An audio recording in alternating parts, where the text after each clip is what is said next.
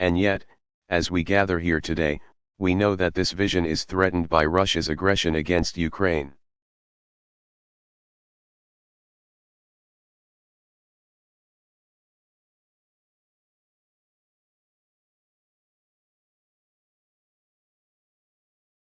It is a brazen assault on the territorial integrity of Ukraine, a sovereign and independent European nation.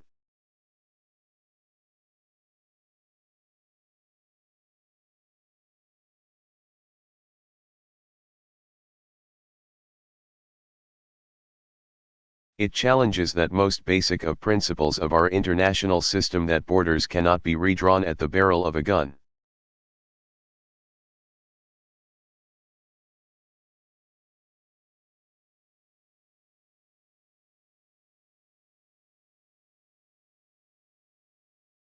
That nations have the right to determine their own future.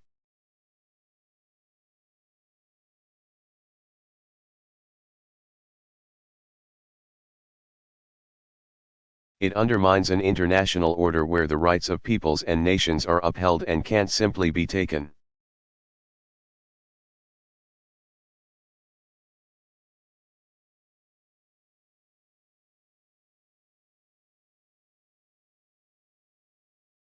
Away by brute force. This is what's at stake in Ukraine. This is why we stand with the people of Ukraine today.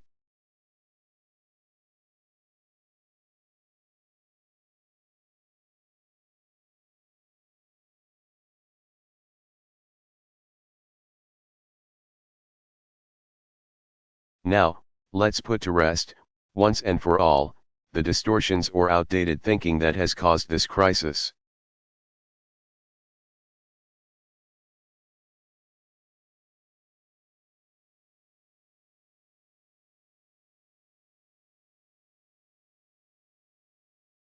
Our NATO alliance is not aimed against any other nation.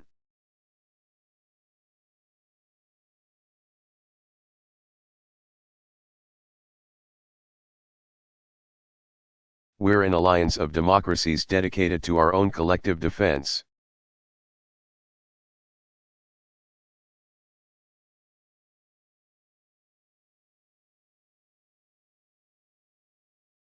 Countries like Estonia and Latvia and Lithuania are not post-Soviet territory.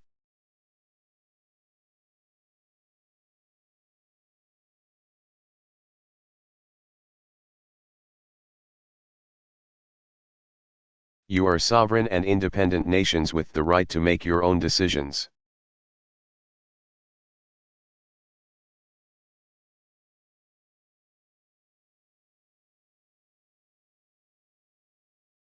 No other nation gets to veto your security decisions.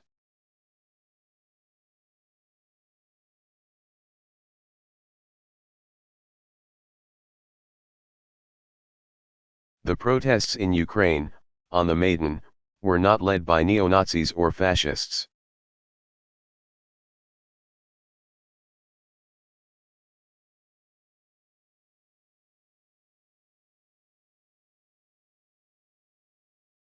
They were led by ordinary Ukrainians, men and women, young and old, who were fed up with the corrupt.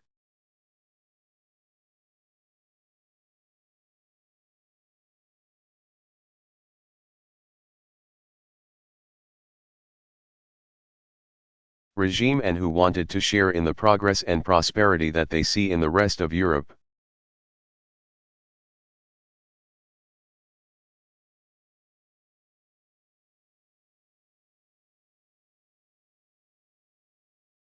And they did not engage in an armed seizure of power.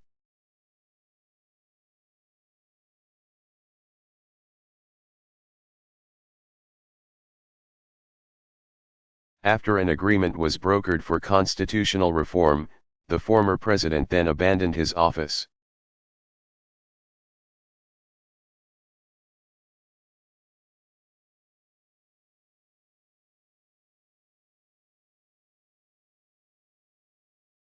And parliament endorsed new elections so that today Ukrainians have a new democratically elected president.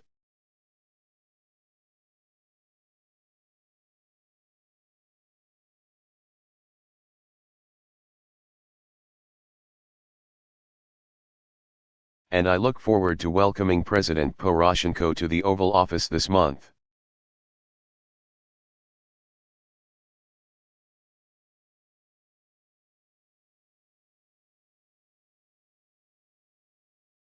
He was chosen by the people of Ukraine.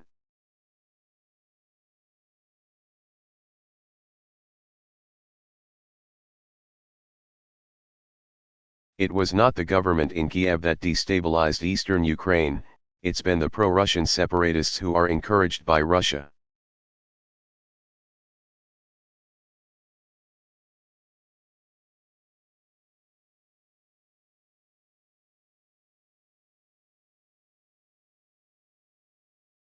Financed by Russia, trained by Russia, supplied by Russia and armed by Russia.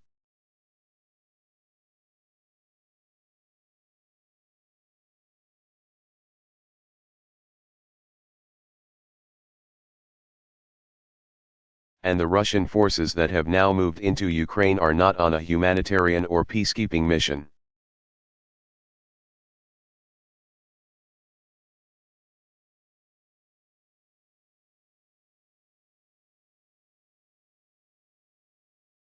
They are Russian combat forces with Russian weapons in Russian tanks. Now,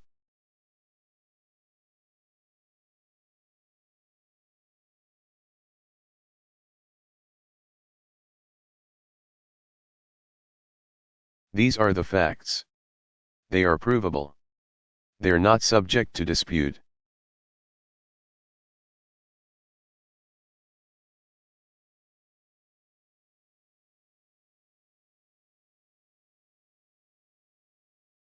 As a result of state-run propaganda.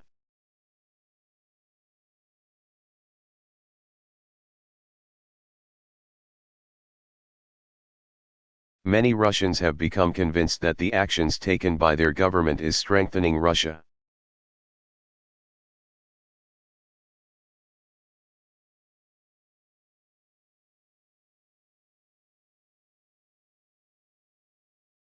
But reaching back to the days of the Tsars.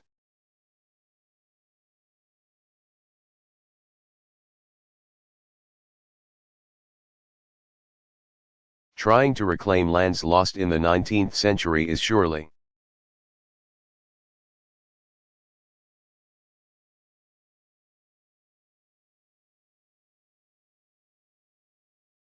not the way to secure Russia's greatness in the 21st century.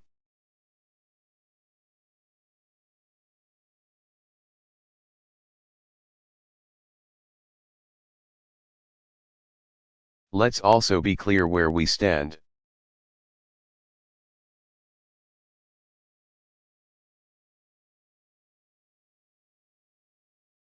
Just as we refuse to accept smaller European nations being dominated by bigger neighbors in the last century.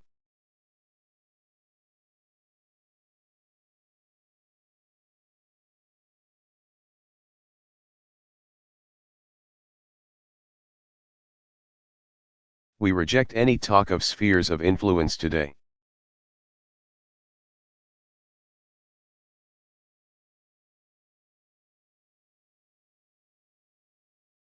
And just as we never accepted the occupation and illegal annexation of the Baltic nations.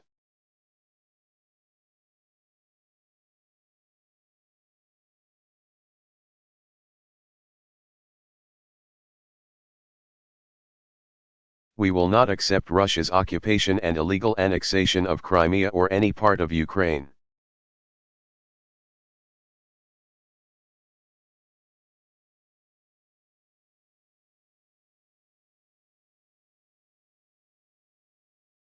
As free peoples, as an alliance, we will stand firm and united to meet the test of this moment, and here's how.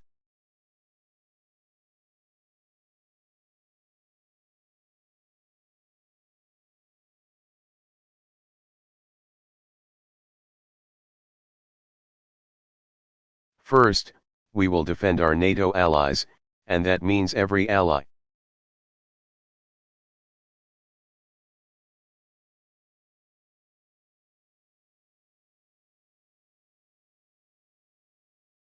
In this alliance, there are no old members or new members.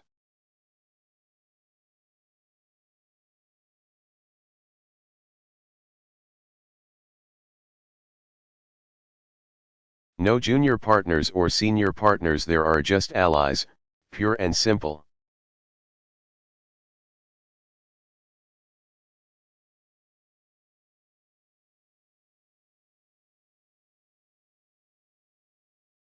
And we will defend the territorial integrity of every single ally.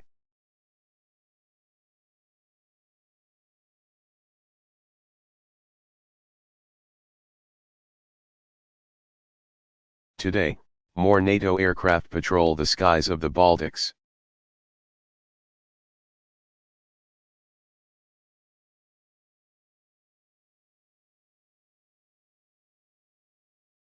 More American forces are on the ground training and rotating through each of the Baltic states.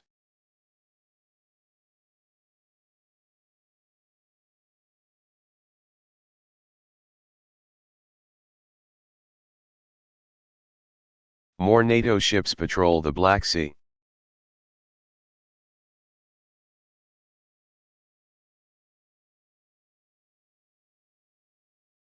Tonight, I depart for the NATO summit in Wales.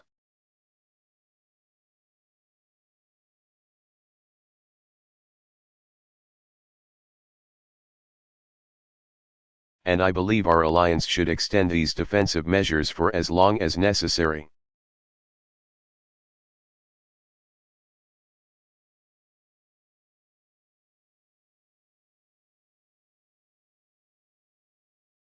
Because the defense of Tallinn and Riga and Vilnius is just.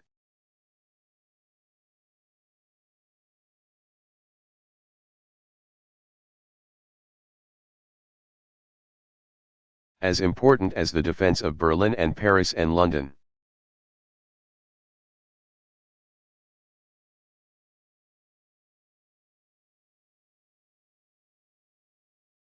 During the long Soviet occupation, the great Estonian poet, Marie Under,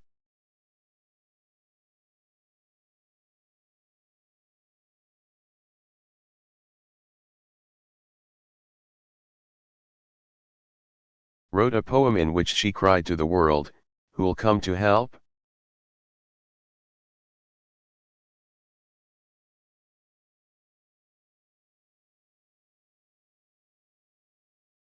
Right here, at present, now. And I say to the people of Estonia and the people of the Baltics,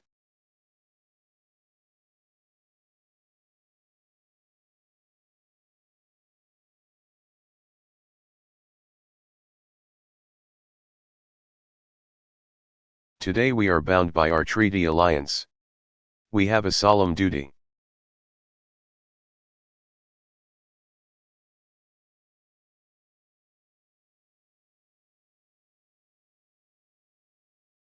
To each other. Article 51 is crystal clear, an attack on one is an attack on all.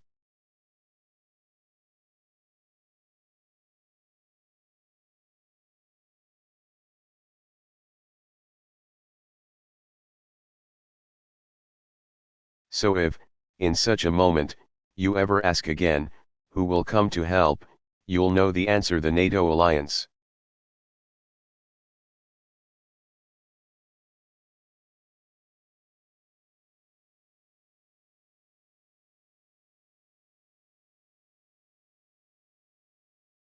Including the armed forces of the United States of America, right here, at present, now.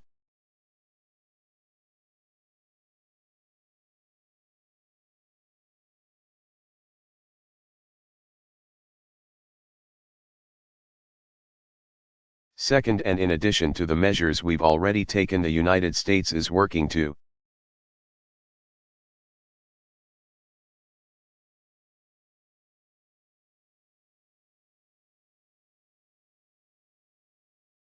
bolster the security of our NATO allies and further increase America's military presence in Europe.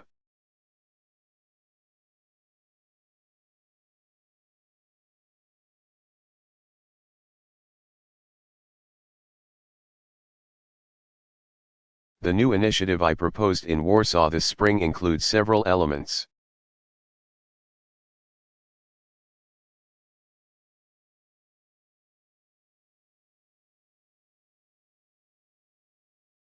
and we're working with Congress to get it done.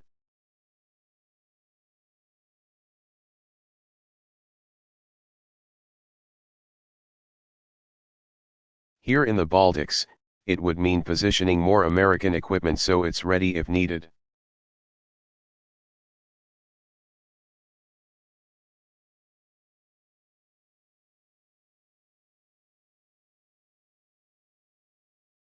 It would mean more training and exercises between our militaries. And it would mean more US forces.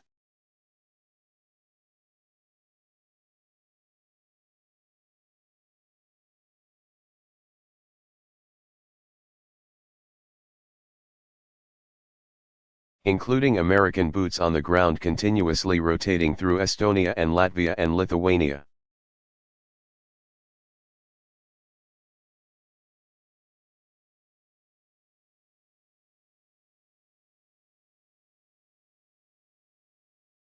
Third, NATO forces need the ability to deploy even faster in times of crisis.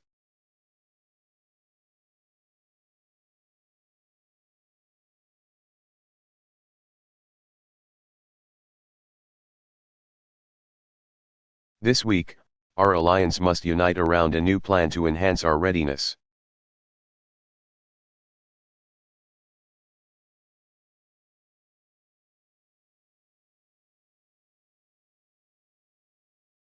And that means we need to step up our defense planning, so we're fully prepared for any threat to any ally.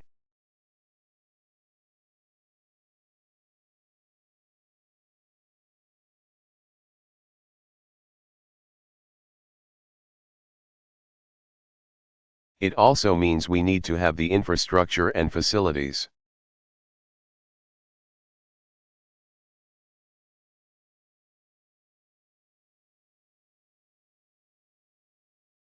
That can receive rapid reinforcements, including here in the Baltics.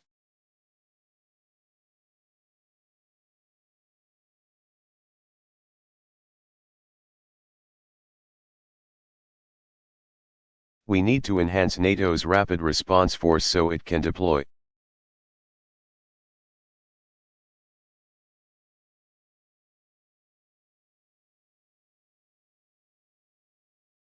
Even more quickly and not just react to threats, but also deter them.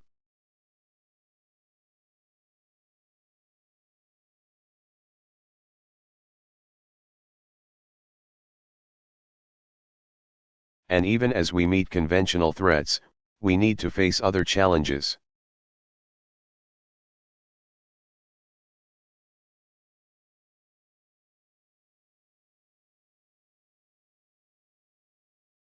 And that includes propaganda campaigns that try to whip up fears and divide people from one another.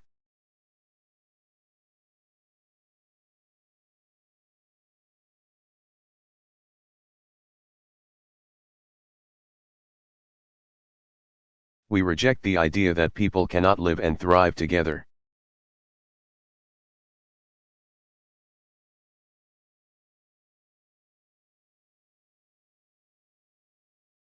Just because they have different backgrounds or speak a different language.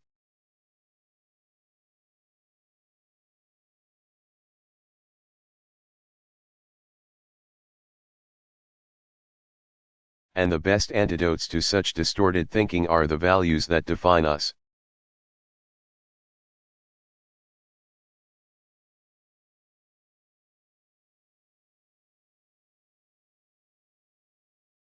Not just in the Baltics, but throughout Europe.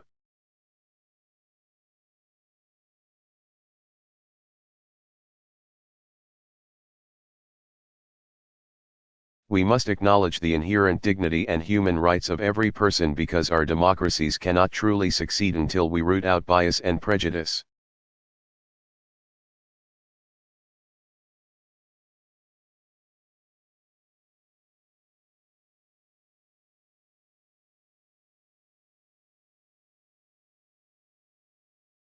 Both from our institutions and from our hearts.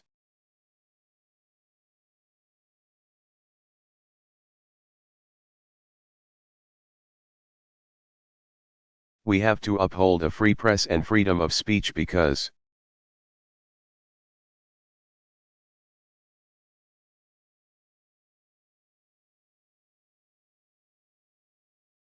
In the end, lies and misinformation are no match for the truth.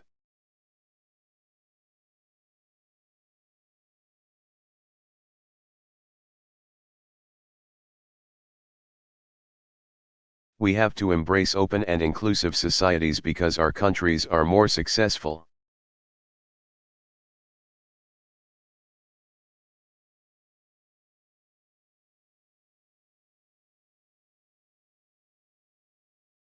And more prosperous when we welcome the talents of all our people, including minorities.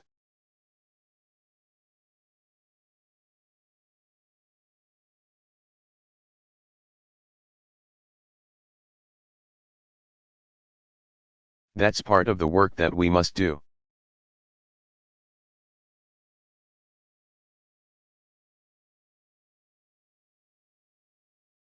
Fourth, even as we keep our countries strong at home, we need to keep our alliance strong for the future.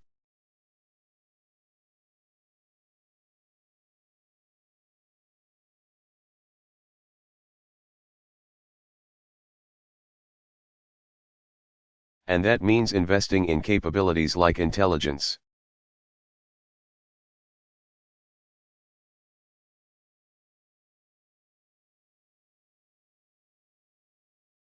and surveillance and reconnaissance and missile defense.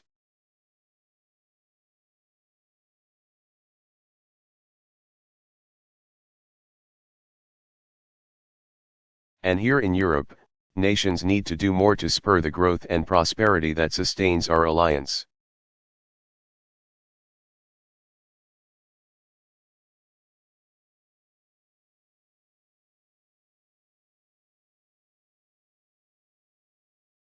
To its great credit, Estonia stands out as an ally that contributes its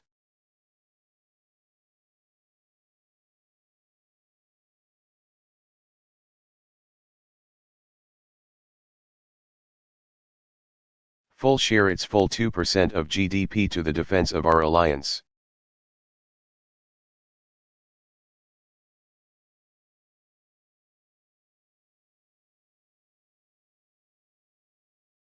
And Latvia and Lithuania have pledged to do the same.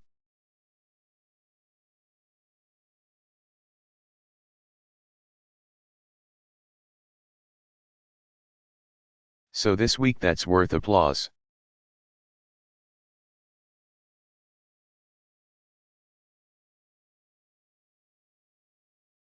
Fifth, we must continue to stand united against Russia's aggression in Ukraine.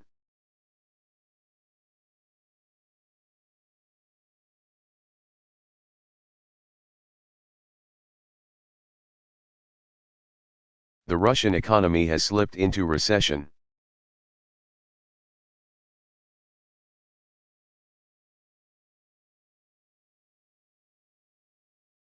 Its energy production, which is the engine of the Russian economy, is expected to drop.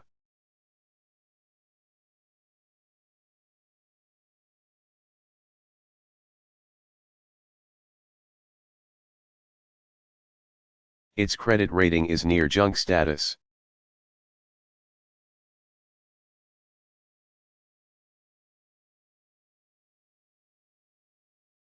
The ruble just fell to an all-time low.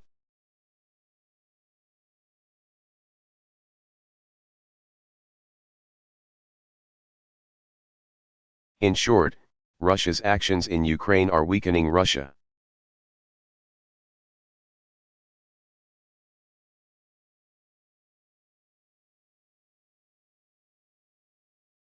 Russia's actions are hurting the Russian people.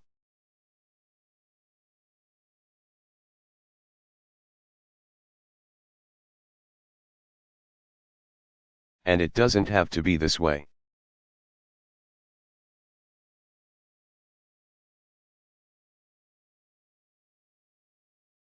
We have no interest in weakening Russia.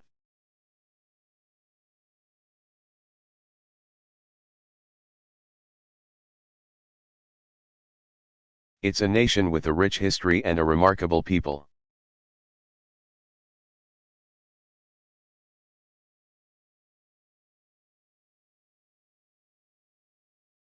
We do not seek out confrontation with Russia.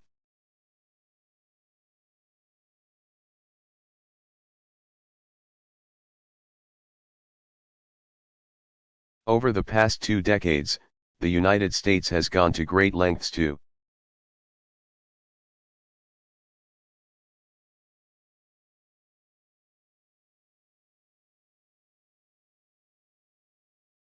welcome Russia into the community of nations and to encourage its economic success.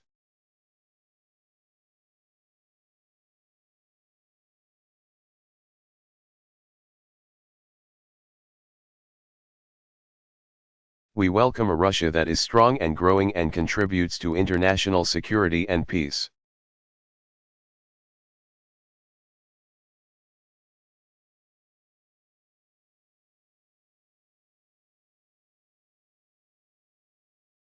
And that resolves disputes peacefully, with diplomacy.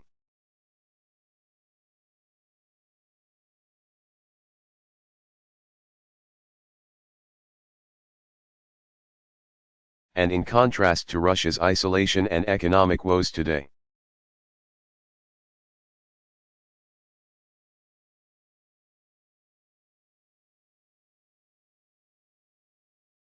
That path, which would include a stable and prosperous Ukraine whose sovereignty is respected, would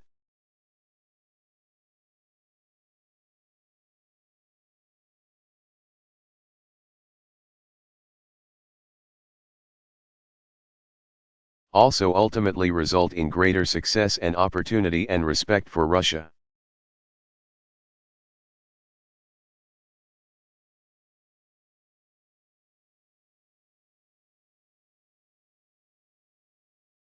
That path remains available to Russia, that path that will deliver truer progress for the Russian people.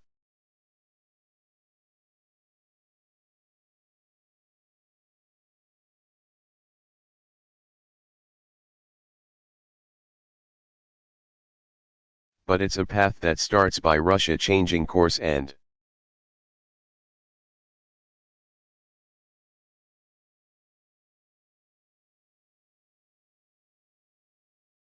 leaving Ukraine so that Ukrainians can make their own decisions.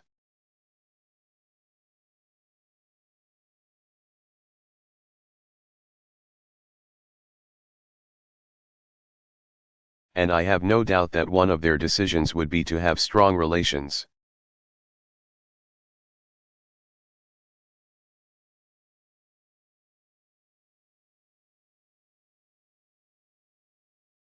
With not just Europe but also with Russia. But it has to be freely chosen.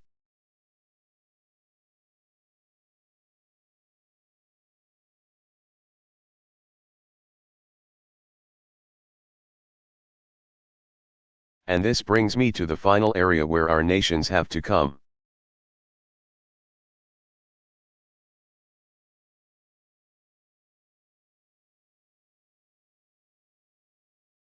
Together in our steadfast support for those who reach for their freedom.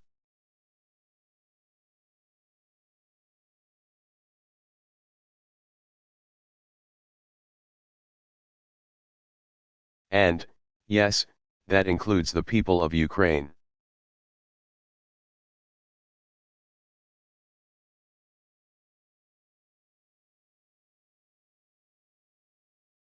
And few understand this better than the Baltic peoples.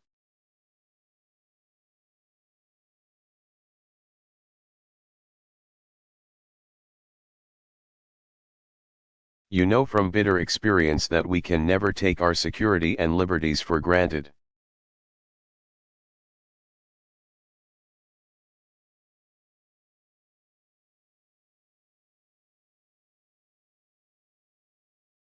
We want Ukrainians to be independent and strong and able to make their own.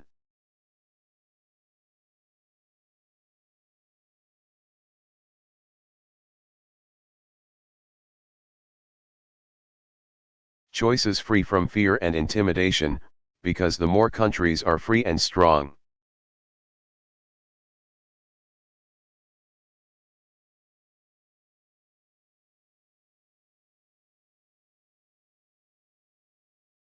and free from intimidation, the more secure our own liberties are.